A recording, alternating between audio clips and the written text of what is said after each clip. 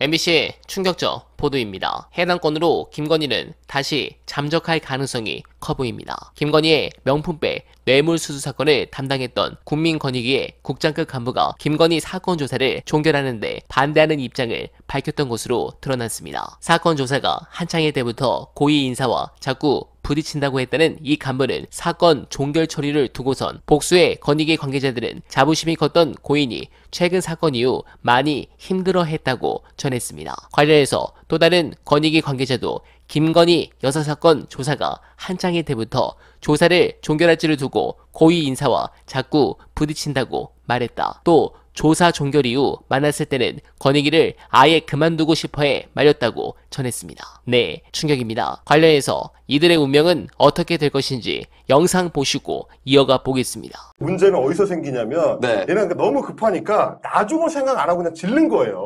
근데 지금 제가 봤을 때는 저 국장급들 이상의 사람들은 나중에 다 빵에 갑니다. 다 빵에 가야 돼요. 저거 어떻게 할 수가 없는, 좀 말이 안 되는 짓을 했잖아. 그리고 어떤 공공기관이든 정권이 비호하면 안 들어갈 수 있다. 내가 당당할 것이다 라고 하지만 여러분 감사원 유병호 사라져 있죠. 정권 끝나면 빵입니다. 저 가야 돼요. 전 가는 거예요. 그러니까 나는 저 사람들이 너무 안타까운 게 뭐냐면 자기가 총대를 맸다고 생각을 했든 아니면 자기가 이 보수 정권을 위한 전사라고 생각을 했든 저 짓을 했기 때문에 빵에 가요. 피할 수가 없어. 이미 니는 끝난 거야. 심지어 우리같이 이제 언론 오래 있었던 사람들은 이게 다 경력직이야. 우리가 안 받겠습니까? 이 짓 하는 거를 세 번째 봅니다. 세 번째. 다 봤던 거야. 옛날에 MB가 다 했었고 박근혜가 다 했던, 다 똑같이 거쳤던 과정이에요. 당신들도 가 이제.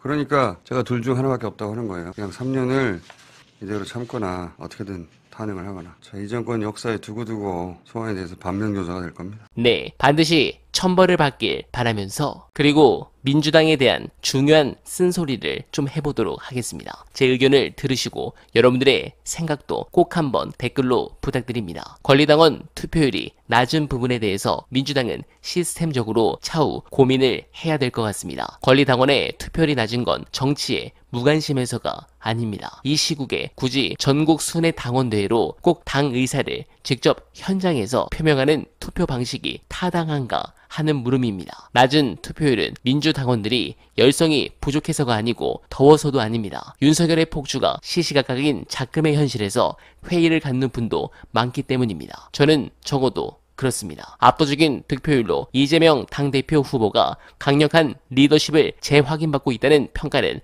반드시 순회 경선을 통해야만 알 수 있는 것도 아닙니다. 최고위원 선정도 후보 8명 중에 3명을 떨어뜨리기 위해 전국 순회 당대회를 한단 말인데 저는 잘 모르겠습니다. 지금 민주 국민들의 최대 관심은 윤석열 거부권 남발을 무력화시키면서 탄핵 여론을 여하히 집결시킬 것인가, 이것에 민주당은 어떤 방책과 구체적인 실천안을 지니고 있는가, 이것에 있습니다. 야당과 윤석열의 장군 멍군식의 특검법 대응으로는 자칫 지리한 공방의 양비론으로 곡해되어 여론이 민주당에 왜곡될 우려가 있는 현실입니다. 이제 일각에서 거론된 상설특검법에 착수할 때이며 국정감사와 맞물려 국정조사까지 치고 나가 윤석열 정권을 말 그대로 마비시켜야 합니다. 국정을 마비시키지 않으면 저들은 더 무너뜨리고 더 악랄하게 할 것입니다. 2024년 한국 사회 정치 최대 과제는 윤석열을 파면하는 것입니다. 올해를 넘기면 안 됩니다. 국가 위기가 사회 전 영역 파국에 이르고 있는데 민주당은 화력을 집중시켜야 할 때입니다. 현실을 봐주시길 바라면서 어나바는 오늘도 최선을 다하겠습니다. 여러분